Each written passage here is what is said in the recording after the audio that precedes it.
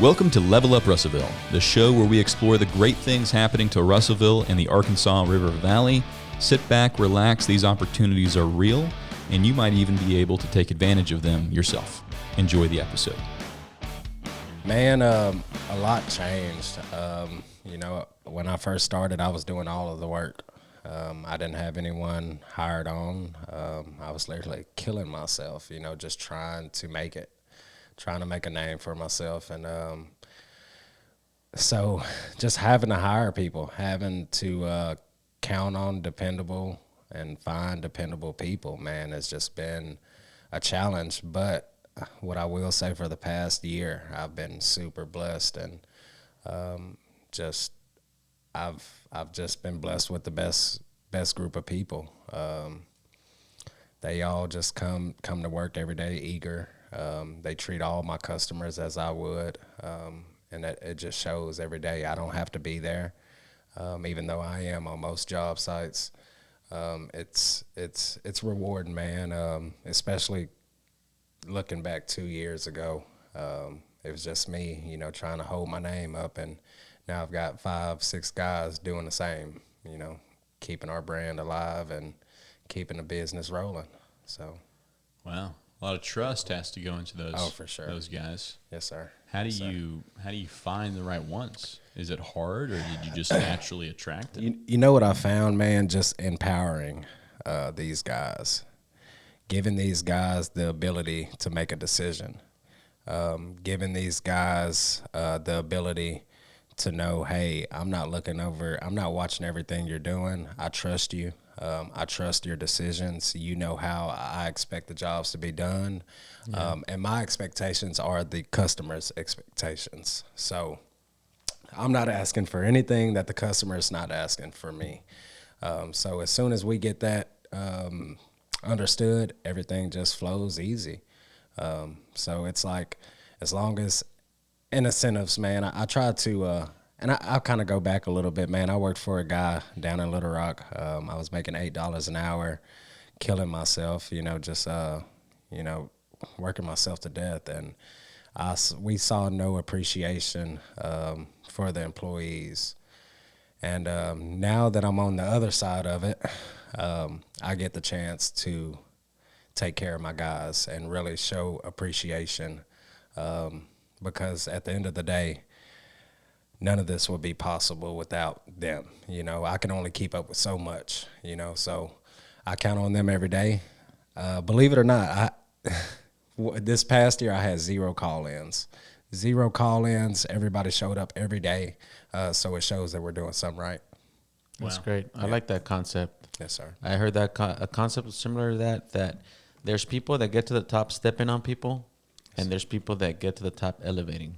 So I like that concept, That's it. Appreciate your workers, yes, how's everything, and then empowering. Because if you micromanage, it's just, I see it, and it's like everything's bananas. Oh yeah. So. It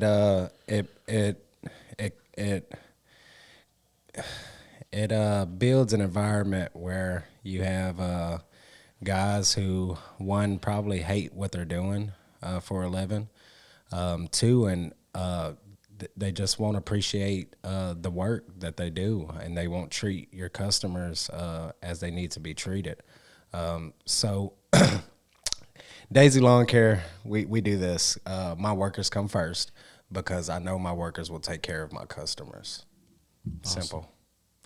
So I've heard customers come first, but in my line of work, my employees come first, because if I take care of them first, they'll take care of my customers.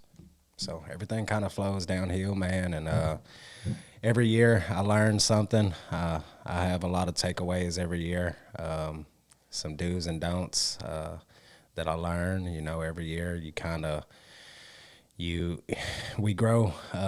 We just grow crazy. I think I grow about 30, 40 properties every year. So every year I have to learn different ways to run my business efficiently. So, man, what you just said there, key. Like, there's this saying I learned from some real estate agents. Actually, Tyler Riley, I don't know if y'all know him, but he said, Tal, there's a saying in real estate, and I'm about to butcher this, by the way. So, doing what you've always done got you to where you are, but it ain't necessarily going to get you where you're going, right? Constantly have to reevaluate the way you do that thing. Yes, sir. Like the way we edit a podcast, the way you mow a lawn. Yes, sir. The way you coordinate with your team. Obi, I did a video for Daisy Lawn Care probably about a couple of years ago now. You know, it's probably one of the first ones we did, like, out in the community. And something that stuck out to me was how much the guys and gals working for Terrence didn't hate their job. You know, they were excited to be there, and they're working out in the heat. You know, it's a job that, I mean, I didn't say anything bad about it, but it's a hard job, and there's plenty of reason you could find. I know guys at work have really easy jobs in an office environment, getting paid a bunch of money, and they hate their jobs. They're finding every reason to complain about it. Yeah. And somehow you got these people working out, toiling under the sun, and they felt like a real team. Man. So that's interesting. It's cool, man, because I have so many different characters, you know, and that's what forms our team. And then I have people who have left my company and went on to become police officers, just go to college, you know, just something to better themselves. And that's what I'm about. I don't want you doing lawn care for the rest of your life. I want you to find something that you love to do, and I want you to go for it, you know, whether it's with me or with something else. So to see that, man, to see somebody, and a lot of these people never done lawn care. They came with me, they learned, they worked with me for a couple of years, and now they're on to bigger and better things. So it's always cool, man, to see somebody start something they've never done before, learn it, master it, and move on to something better to provide for their family, man. It's awesome. It is. That's great. It is. Is it hard to, well, it depends who it is, but is it hard to set up a culture like that, like a work environment where people want to show up, and then do you right away know who is the bad apple? You know what I'm saying? Stirring the pot. Immediately, man. It's not hard to tell, because I try to bring an energy to work that show my guys, like, hey, like, today may suck, you know, it may suck, but we're going to get through it as a team. It's going to come out looking great. Our customer's going to be happy. There may be a bonus on the other side of it, you know, so I always try to give incentives. I feed my guys. You know, that was another thing, man. When you're working out in heat, you're working your body like that. Some of these guys, you know, they're saving their paychecks for a vehicle, for a home. I don't know their situation, but the least I can do is feed them. You know, they're working 10 to 12 hours for me. They're working hard. So I do feed them. Man, just little things, $50 a day, man. I mean, I can do that. It shows appreciation. It shows that I care. Because I do, you know, I wouldn't be where I am today without them, you know, so.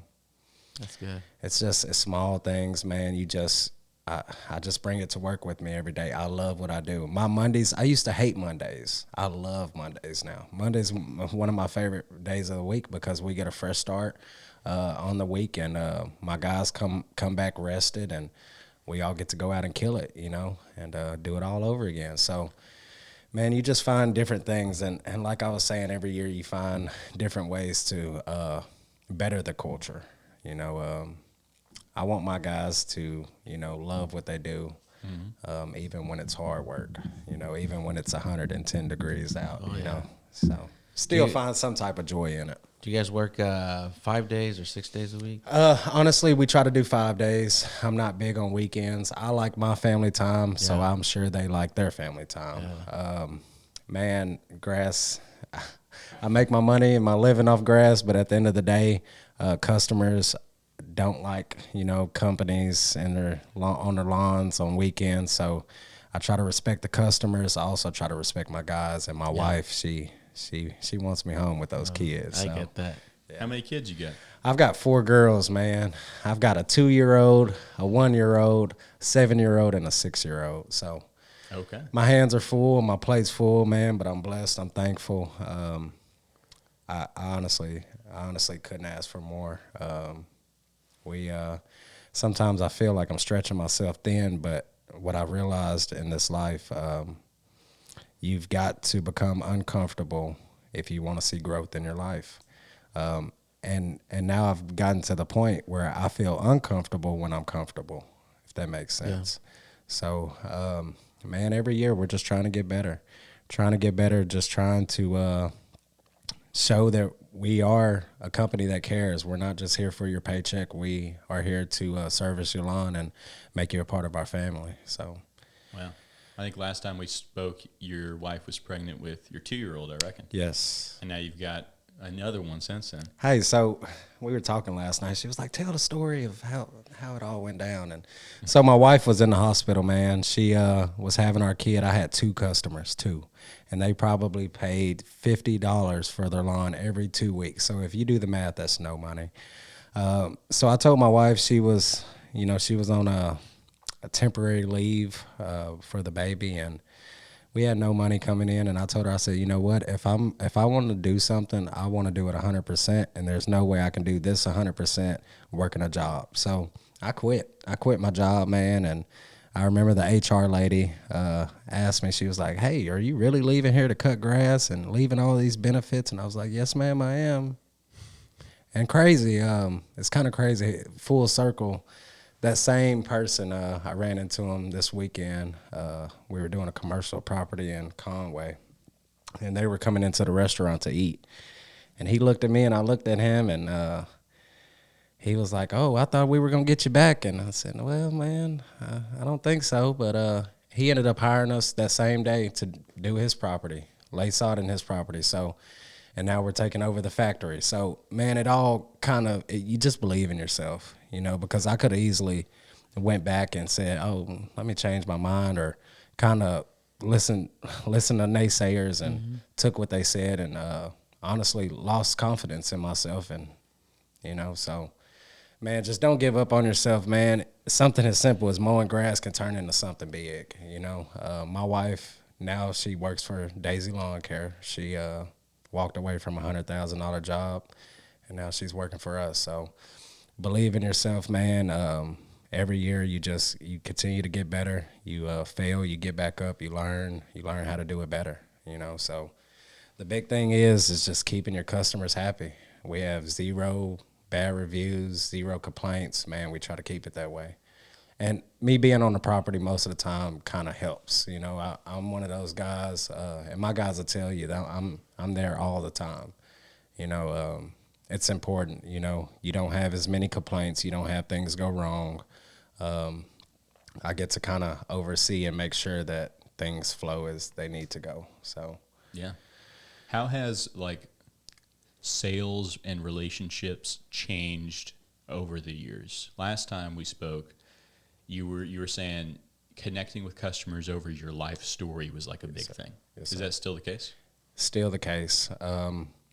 Honestly, with more people, I have to make more money, more equipment. I have to, it costs more to run the business. So with that being said, we are trying to chase after the bigger commercial properties, because it does pay the bills. Our insurance is pricey monthly.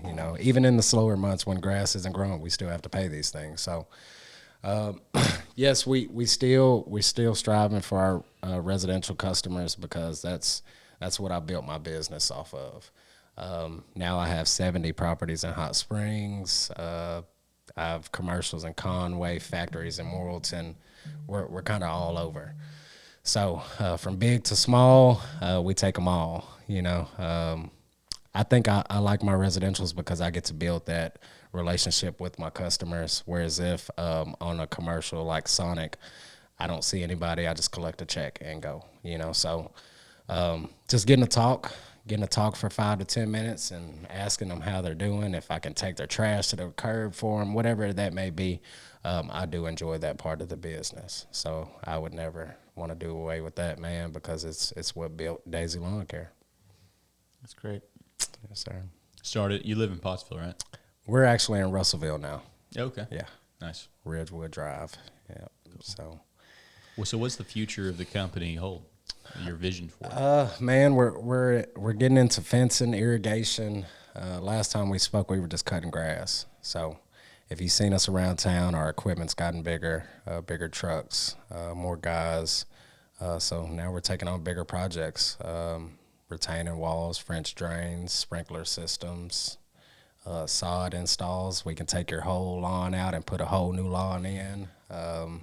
We can do it all. So Nice. I'm working on a project right now to build a cob house. You ever heard of cob before? no, sir. You ever heard of Adobe? Yes. It's kind of like Adobe. Okay. Very similar. It's dirt. Yeah. Right. Dirt that dries, becomes really hard, really thick, concrete almost, basically, but it's dirt. And I went to this workshop in Tennessee to learn how to build these structures. And it's very simple. It's a very ancient building technique, and it's dirt cheap. We got a little drum there. But I'd be curious, like, is your company, have you ever thought about taking on weird projects? Or do you find that it's best just stick to the meat and potatoes of your business? Yeah, man, I hire based off of experience. My guys know what they do well. Yep. And we try to stick to what we know to do. I try to stay in my lane, man. Eventually we'll kind of venture out, God willing, if that's what he's got planned for us. But for now, we're kind of just sticking to what we know, man, and it's lawn care landscaping. Our landscaping has kind of scaled up a bit. We are getting in, like I said, sprinklers and French drains and all of that. But man, you get into those bigger projects like that, man, it's it can be risky if you don't know what you're doing. So Yeah. So how has your faith evolved over the years?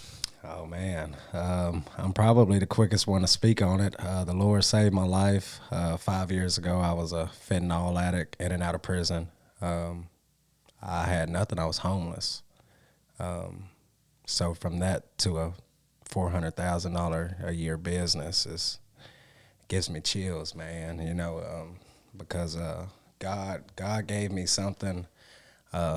I get to hire guys who maybe have never heard about the Lord, and I get to tell them about the Lord and show them about the Lord, show them what the Lord has done for me and what he can do for them. So it's cool, man. I'm very glad about my faith. It's nothing I did. It's nothing my parents did. It's God did everything for me, man, and that's what this business runs off of. That's it. That's great. That's honestly, that's why we're successful. I don't think it's anything that I'm doing or my guys are doing. I think we put all of our trust in the Lord, and he knows our intentions and what we strive to do. So I think everything else just falls in line with that. That's great. So that means that some of these workers or people, you can kind of meet them where they're at. Meet them where they're at. Like, you understand if they're going through something, Yes, or they sir. have some kind of addiction maybe. Yes, sir. I don't know if you've had anybody. So when I chose to go to rehab, I was working for one of the biggest lawn care companies in Little Rock. He did nothing but commercial. So I was doing Dollar General's, Kroger's, but I had a bad addiction, $200 to $300 a day addiction.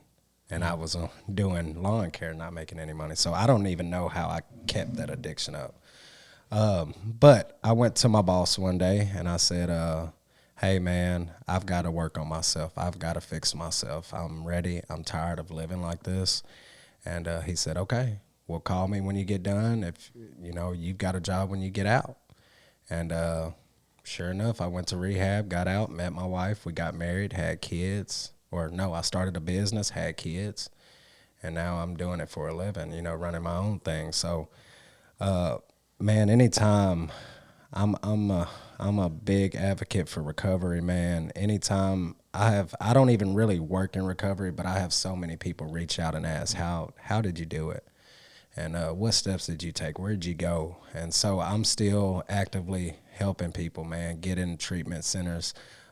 Because it is hard. I believe 30-day treatment centers won't work. You can barely wrap your mind around the thought of being there and getting clean. So I'm a big advocate for faith-based recovery. I think the Lord does the work. Yeah. How long were you in rehab for? Man, I did one 6-month program. Didn't think I was ready. Did another 6-month program. So after a year, I felt like I was kind of ready. Still had a lot of doubt. My wife played a huge part in my success to stay sober, because if she wouldn't have came into my life, I probably would have went back out. So here we are. We're 5 years together, and I'm almost 6 years clean. So Wow. So a lot of it has to do with first God. Yes, sir. And your determination to Yes, make sir. the change, right? Because Yes, you're sir. tired of that life, and then support system. Yes, sir. And I only ask because one of my uncles, he ended up dying. He got sick, drugs, and all this stuff, and he didn't make it.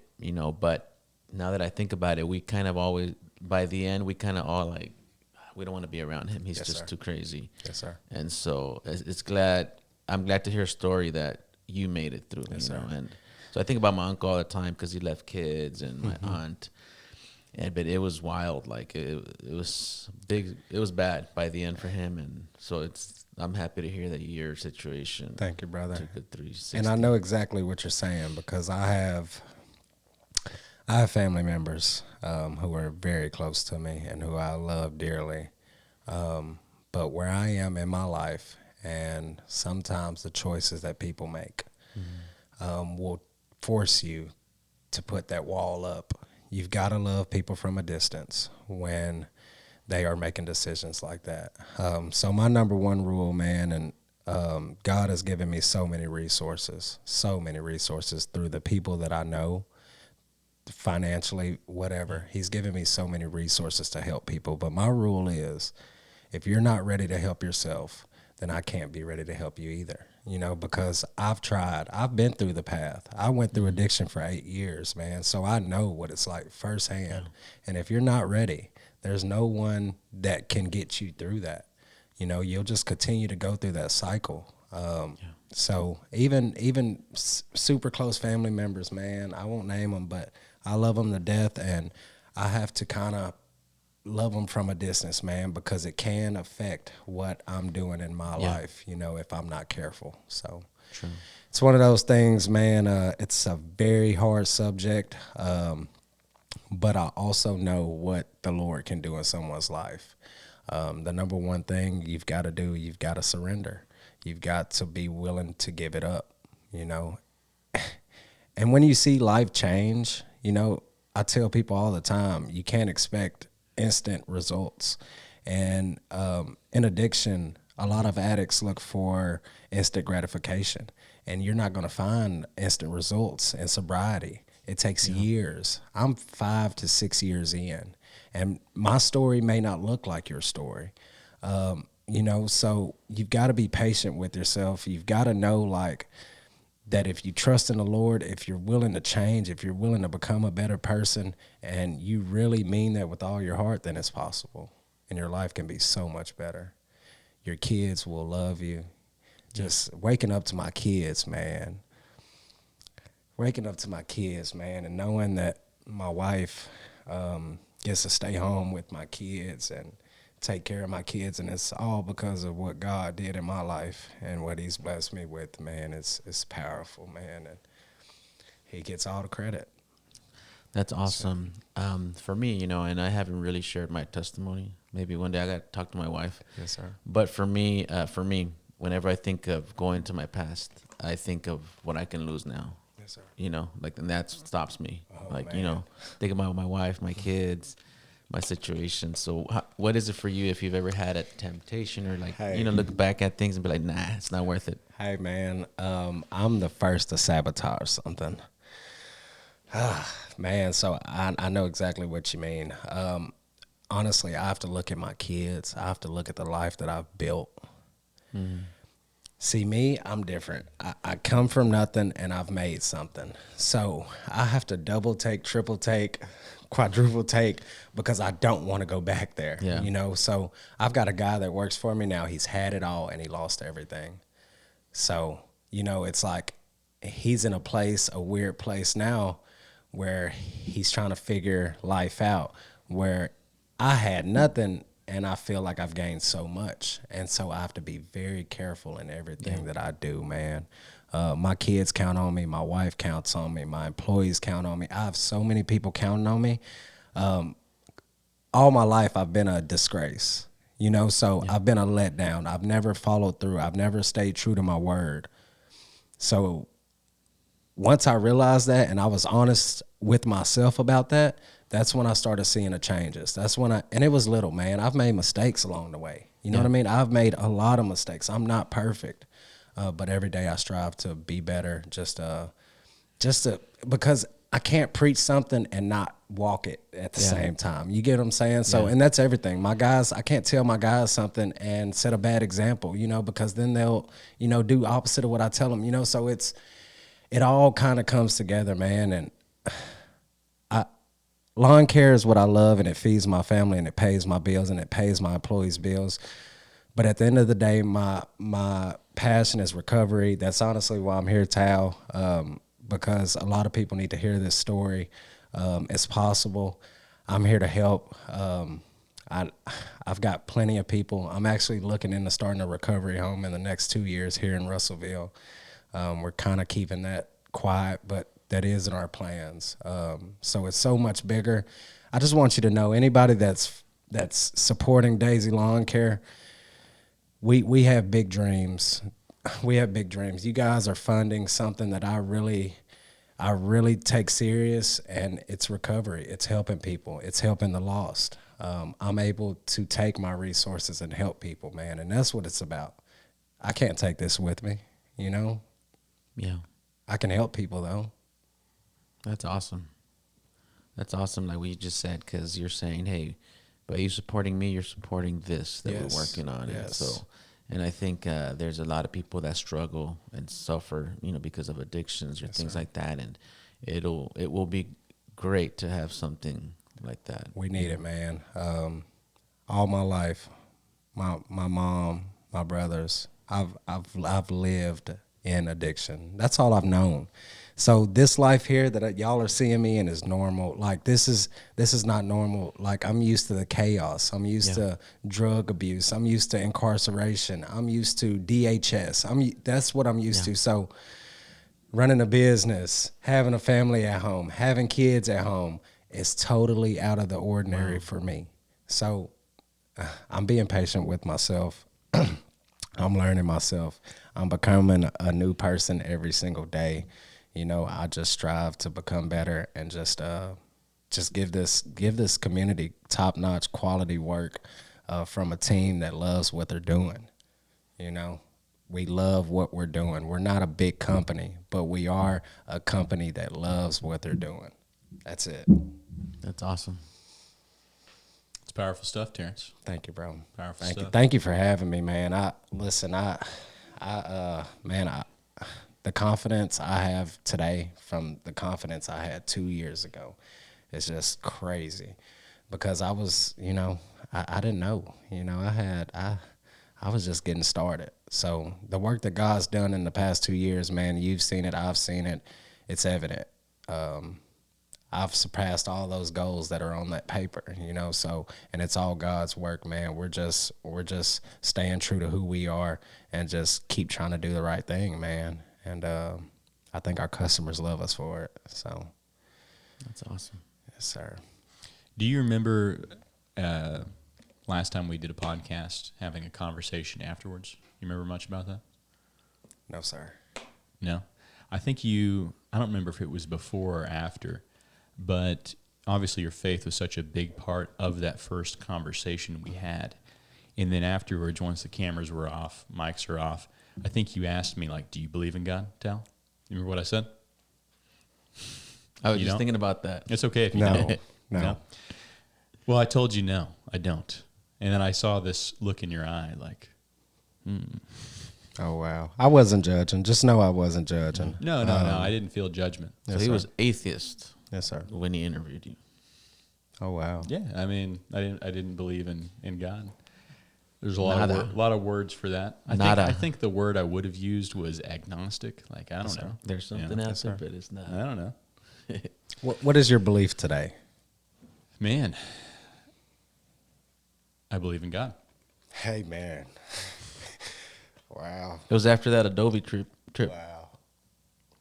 Yeah, no, I found God in Tennessee, Greenville, Tennessee. Oh, wow. Building cob houses in the dirt, with a bunch of eclectic individuals. There was everyone there from PhDs to Hollywood videographers to doomsday preppers, and then one lady, she was nice. She had this belief that electromagnetic frequencies. She was wearing like the tinfoil blanket. Oh wow! You ever see Better Call Saul? Yeah, just like that. Oh Just wow! like that. And when it comes to that, I believe that her belief in it made it real. You know what I mean? And that's something I've learned over the last 2 years. Your belief in something it makes it real. Yes, sir. Like if you believe you're never going to do something, Yes, sir. or if you believe you can, Yes, sir. you know? It's mind over matter. Exactly. Mind over matter. Praise the Lord, though, man. That's a great thing to hear. Because for the longest, I won't say that I wasn't a believer, but I definitely was not following God's plan for my life. You know, I was actually going total opposite of His plan for my life. You know, so man, when you just get a relationship with Him, you start seeing Him pop up in your life and just do amazing things, not just for you, but for people around you. When you start seeing Him work for people around you that you love and you care about, man, that's where it starts to hit.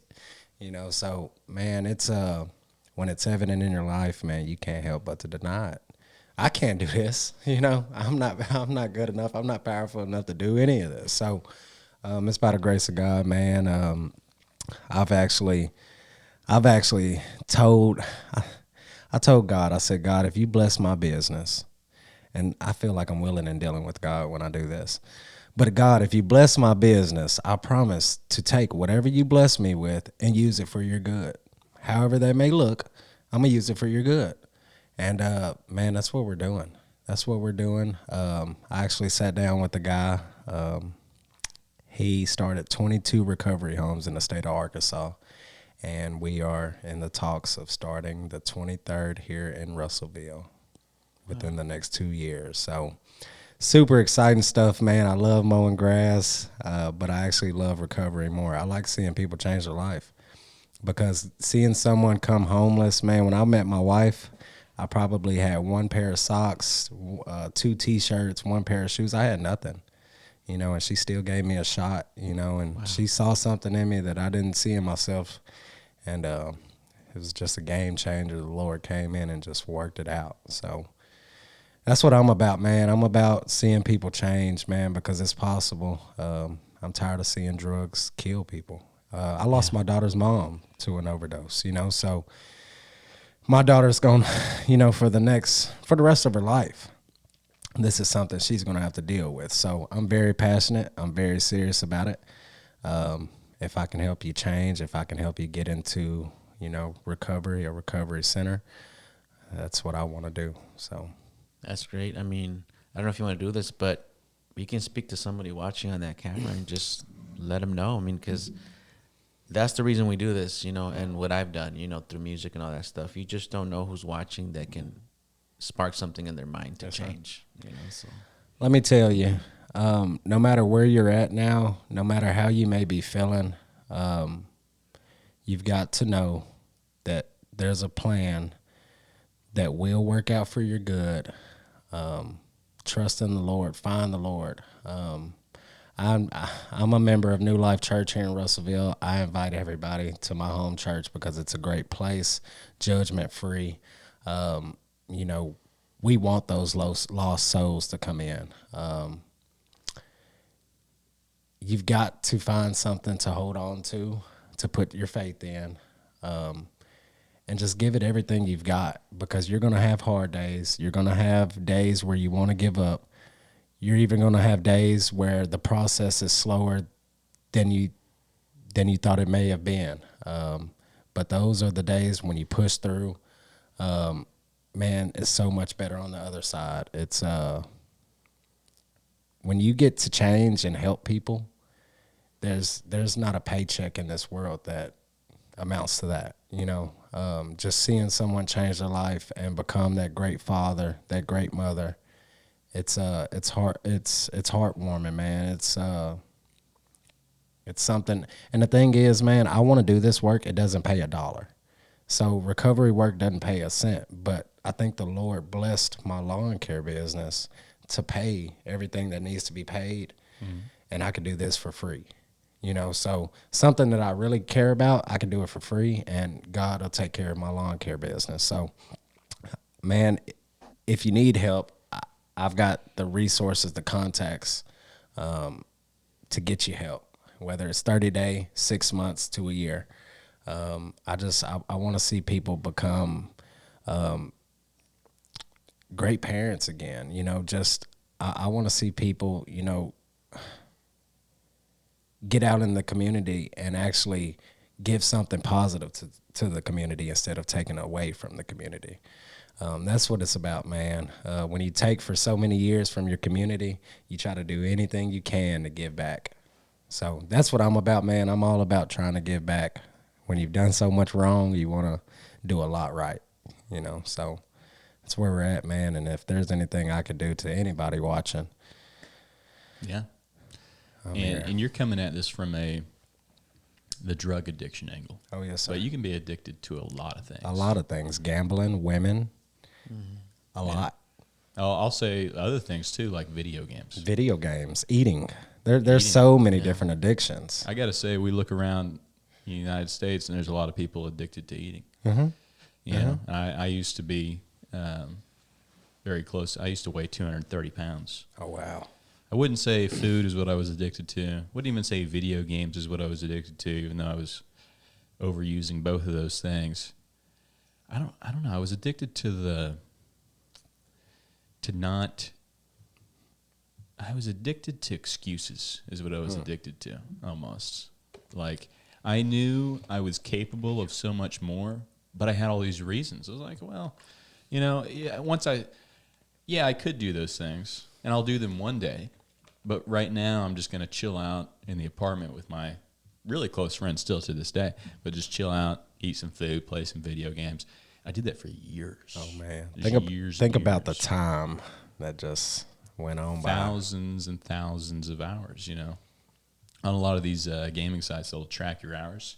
And I could pull up on a website right now the amount of hours I played games for, and it would be very high.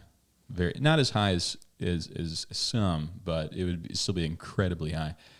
I watched a documentary just a few days ago called Second Skin, and it was like made in 2008. It was a World of Warcraft video game addiction documentary. I never played World of Warcraft, but I just thought it was really interesting. Mm-hmm. It followed these guys that's all they did, And I've done the same thing with different games. But you get home, it's like 8-10 hours a day, just gaming, eating crap, all these things. So addiction, that looks a lot. I'll just say it looks on the outside more innocent than like fentanyl or anything like that. It's much easier to rationale it because you're like, well, at least I'm not doing drugs. Yeah. But I would say you still get a lot of the same drawbacks to it, like the drawbacks of addiction, not necessarily the physical drawbacks of a drug like that, but you're still addicted to something. For sure. Yeah, my wife tells me all the time that I'm addicted to work. I'm addicted to, which could also go into addicted to money, so man, you've got to find a happy medium, a good balance in that, man, because I do get caught up in work, but at the same time, I've got a lot to keep up with. So, man, it's one of those things. It's a dangerous thing. I try to make as much time for my family as possible because you can get addicted to work. I love to work. I love it. I've always been a worker. Even through my addiction, I was a worker. So I have to be careful about that, because like you said, there's more addictions than just drugs or, alcohol or, whatever else. So I've got to find that happy balance, man, to keep my family happy as well. So, yeah. I think, though, at its core, it comes down to a matter of belief. And what really clicked with me, how did I go from not believing in God to believing in God? It's going to be different than how you did or how you did, and that's okay. So my story is going to be completely different. That doesn't mean your story isn't valid, whoever's listening, in the way that I viewed things. But I never didn't believe there was something bigger. It's just like, well, for a period of time, from about 19 years old to about 23 or something like that, 22, 23, 24, I was like, well, this idea of God I had growing up in church just doesn't make any sense. I asked a lot of questions. You know, I'm always asking questions. I'm like, well, you know, how does this work? That doesn't make any sense, you know? So I deconstructed this very literal view I had of like, well, it had to have happened all these specific ways, blah, blah, blah. But what really clicked for me was, I just literally forgot it. I never forget this verse. Matthew 6:33. Anyways, Jesus was on the mount, and he said, seek first the kingdom of God. So how I took that to mean is literally before anything, before doing a certain ritual or dressing a certain way or doing anything, seek first the kingdom of God. So, and then in Luke 17:21, he tells you where the kingdom of God is. He says, the kingdom of God is within you. So for me, that clicked a bunch of weird things in my brain. I was like, wait a minute. This idea of God isn't something external. It's not like there's somebody in the clouds looking at you, judging you. It's like the very essence of God is within you because, you know, he created you, right? Correct. So that just made me realize, like,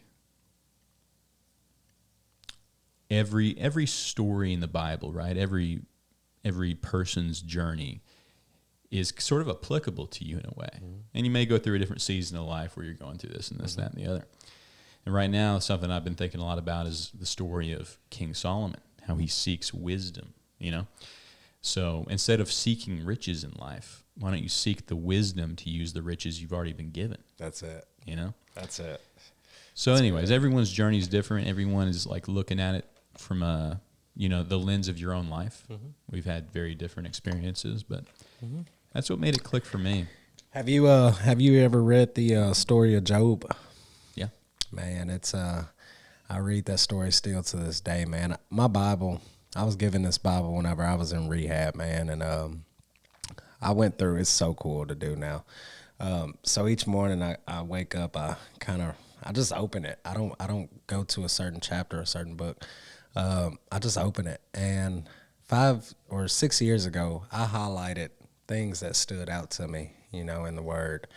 And so whenever I open it, it's just so cool to see something that stood out to me then and how it may and what it may mean to me now. So something that meant something completely different 5-6 years ago can mean something different now, you know. So it's pretty cool in how the Word, it's a living thing, I believe, because you, like I said, I read it years ago and it means something totally different today. So I believe when they say it's the living Word, I believe that's true. The story of Job, how he had everything, he lost it all. God just asked him to come back to him, and he gave him everything 3 times 5, you know. So it's one of those things, man. I read stories like that. You know, all God wants us to do is come back to him. You know, no matter how far we wander off, no matter how lost we may be, we always have a home with him.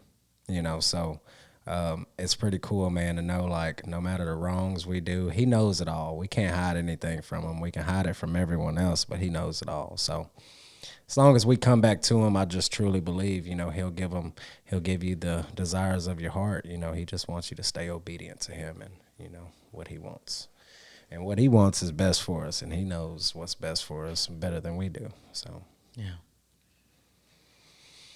Yeah. This is awesome, man. I thought I was coming on here to talk lawn care, and I get to talk about the Lord. So that's pretty cool, man. Right here, we're open to wherever God wants to take it. I mean, like you were saying about where this week I've been listening to Proverbs just on the Bible app, just listening, and I'm like, what? I'm learning something new.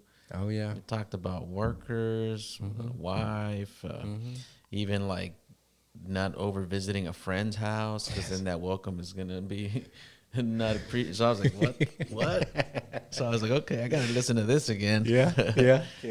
Hey man, it can get so in depth sometimes that it make you question your whole life, you know. So yeah, good time. So Wow. Absolutely.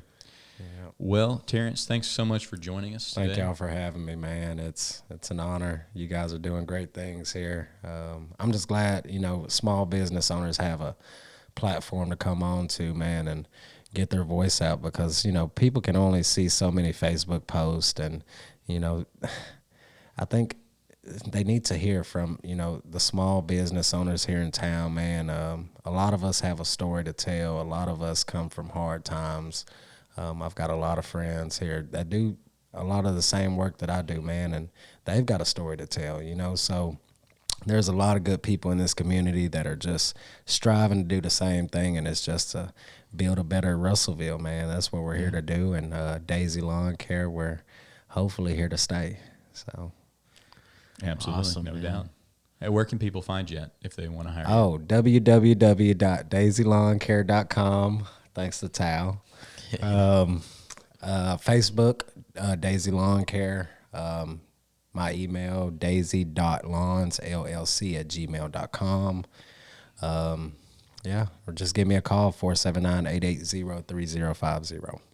This episode is brought to you by our partners and collaborators in the Arkansas River Valley. If you've enjoyed this episode, visit rvtownsquare.com. Give us an email, a text, a call. Let us know who you want to see on the show next.